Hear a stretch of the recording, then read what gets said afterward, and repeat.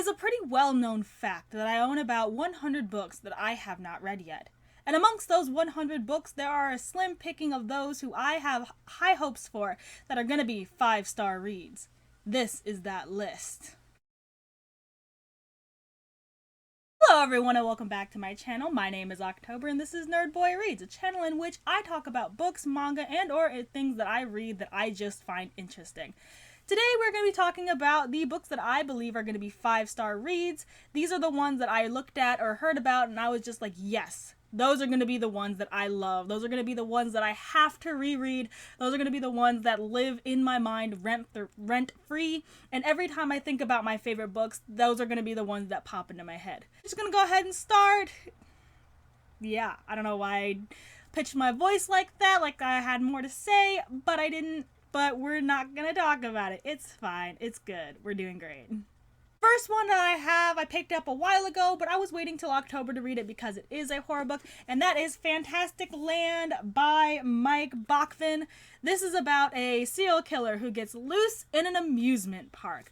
I watched the movie Hellfest, which is kind of similar in premise to this. A serial killer gets loose in a Halloween murder serial killer themed amusement park, and he actually goes around killing people. So I'm pretty sure it's going to be like that, and I really enjoyed that movie, even though I believe that most of the characters could have made better decisions.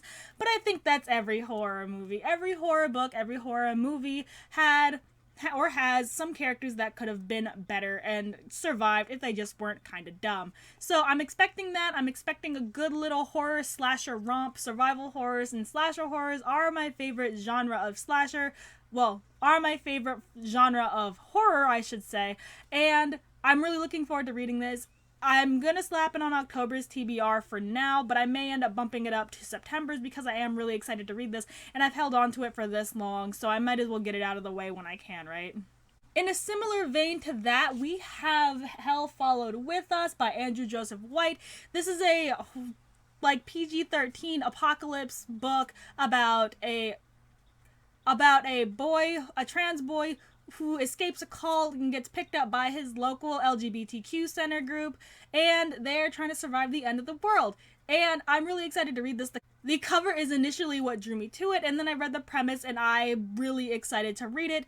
This may also get read either in late September, early October, because I am really excited to read it, but I may also just pick it up in September because it seems like it'll make me happy, and that's really what I need right now. I need something that'll make me happy. I need a fun little romp, and I need something that's quick to read, and this, even though it's pretty chunky, YA books are pretty easy for me to get through unless I really don't get into them. So yeah, I'm really looking forward to reading this, and I feel like it's going to be a 5-star read. The final horror book on this list we have, unless I pick up another one in a second, is The Troop by Nick Cutter. This is about a group of Boy Scouts who go on a camping trip and encounter a man who devours everything due to a parasite that is contagious, and it turns into a survival horror story. And like I said earlier, survival horror is one of my favorite subgenres of horror, so I really believe that this will tap off my list and be one of my favorite horror books of all time.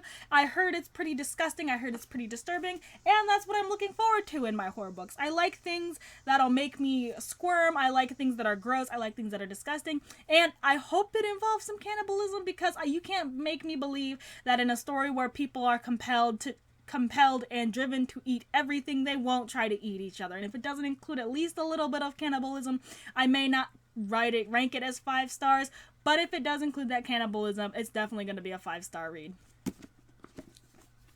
Don't read into why I like cannibalism so much in horror books. Don't do it. I don't know why. It's gross. I would never do it. For the record, for legal reasons, and for the record, I would never partake in cannibalism. But it's something about it just intrigues me, especially in horror. Texas Chainsaw Massacre is one of my favorite horror movies.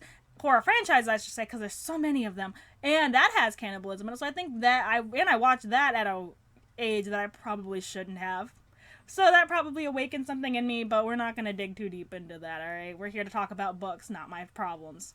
This next one is on here for the author, and that is You Feel It Just Below the Ribs by Jeffrey Craner and Janina Mathewson. This is about the found documents, found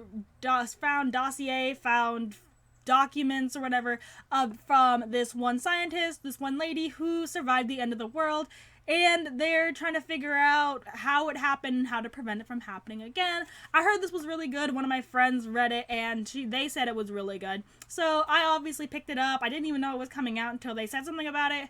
But Jeffrey Cranor hasn't disappointed me in anything that he's written so far. I've read literally every single one of the Welcome to Night Vale novels, and I've read Alice Isn't Dead, and I am currently reading The Buying of Lot 37, so I'm obviously an eccentric for this man, so I highly doubt this is going to disappoint me. I hope it doesn't. If it does, I'm going to cry dramatically, but if it doesn't, I'm not going to be surprised. It's on this list for a reason, and I really just hope that I'm going to enjoy it. It seems like something I would enjoy. I do love a good end of the world scenario and trying to piece things together, and the mystery, the intrigue, the survival, the trying to figure out where good people are. I think that's what this is about.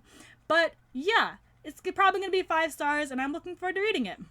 Finally found this next one by chance in the clearance section of Books A Million after looking for it for years in this specific cover, and if it's not 5 stars after I've spent all of my time looking for it, I am going to throw my entire self out a window.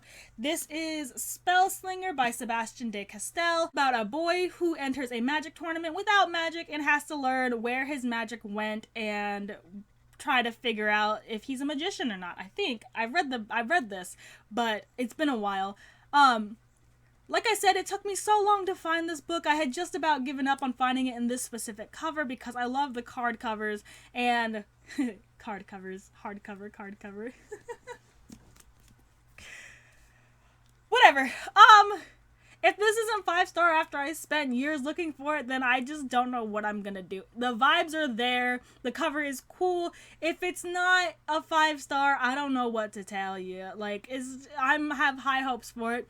This is probably gonna go on my 2023 TBR because I have so many other series I need to finish and start and whatnot, and I just don't have the room or the space or the time to start yet another series when I'm trying to finish so many more. Plus, it is getting kind of hard to find these specific covers unless I look them up on the internet, so that's probably what I'm gonna end up doing. So that's gonna be a 2023 me task. So look forward to doing that, future me. Like, if we like this, hopefully it's a 5 stars, because if not, we're just gonna see what happens when I end up reading this, pretty much. In line with the fantasy, we have The Pariah by Anthony Ryan. This is about an outlaw who ends up going into the king's army for vengeance and trying to figure out who killed his friend, I believe.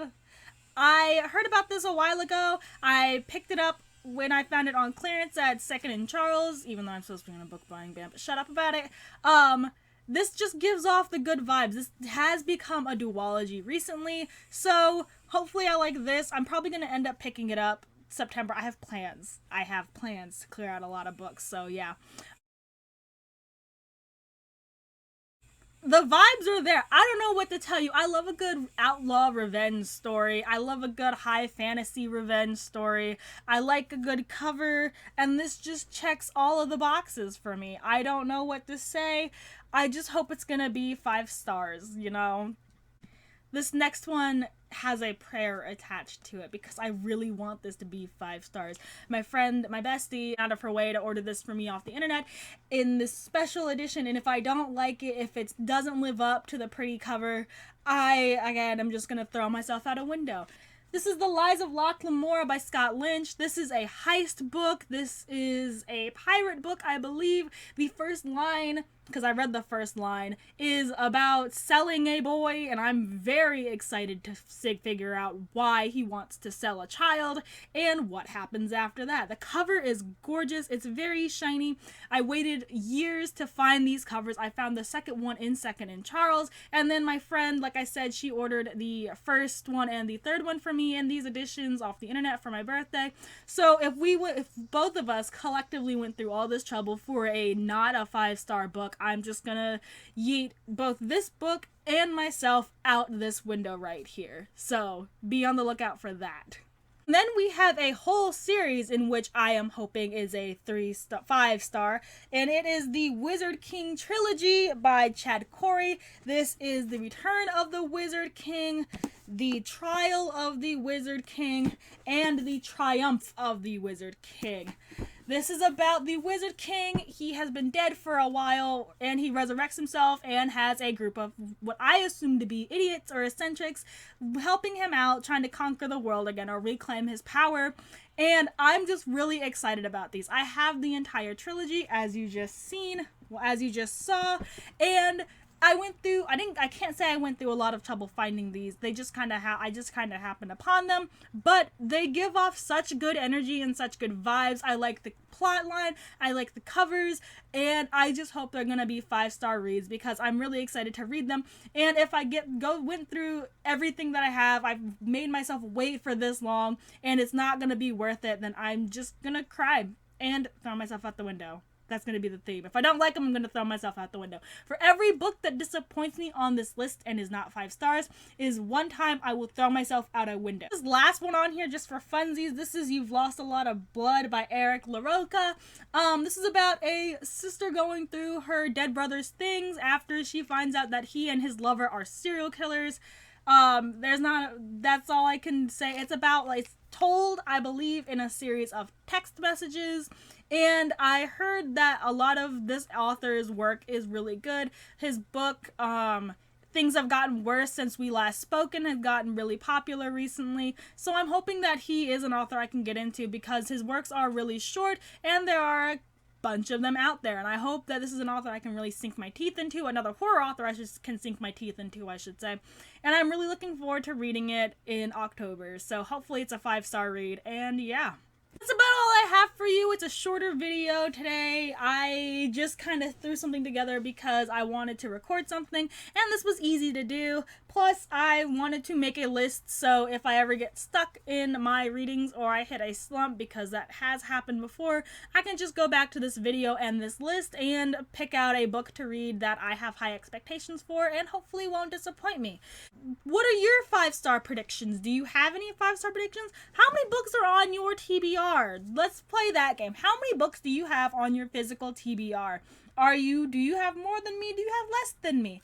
Hopefully you have less than me because it is not fun living in a room with 100 books on a floor and on a shelf that you can't fit anywhere else because my shelf is full. I got rid of so many books and my shelf is still full, so I'm dreading having to try to find space for these 100 books that I haven't read yet. But either way, do you have any books on your TBR that you think are going to be 5-star read? Give me a list. Give me some recommendations. Have you read any 5-star reads recently or in the past? Give me a list of those too.